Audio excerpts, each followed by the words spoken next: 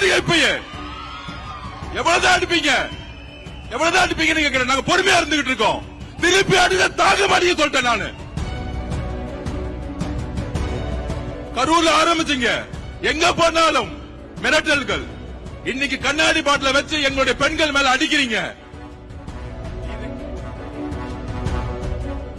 இதுக்கு பதில் சொல்லவில்லை என்றால், இதுக்கு தீர்வில்லை என்றால் நாங்கள் கைது செய்தாலும் நாங்க இங்கதான் உட்கார போறோம். இப்ப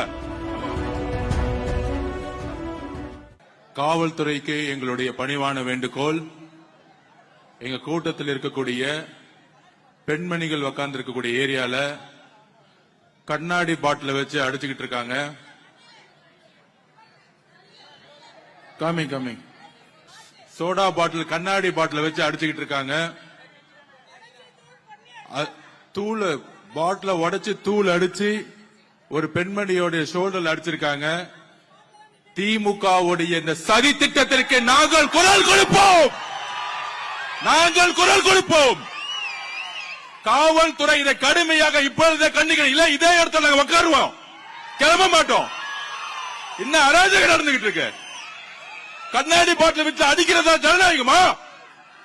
திரு மு.க. ஸ்டாலின் சார், நிப்பாட்டுங்க, எல்லாத்தையும் நிப்பாட்டுங்க இப்பயே.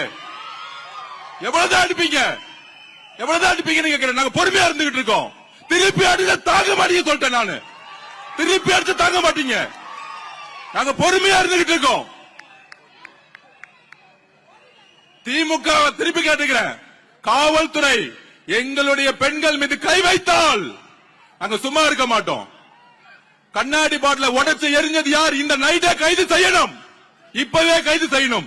இல்லை என்றால் அதை வச்சா இங்கே உட்கார்ந்துட்டு இருப்பேன், இங்கே உட்கார்ந்துட்டு இருப்பேன். எங்களுக்கு நியாயம் கிடைக்கல, இங்கே உட்காருவோம்.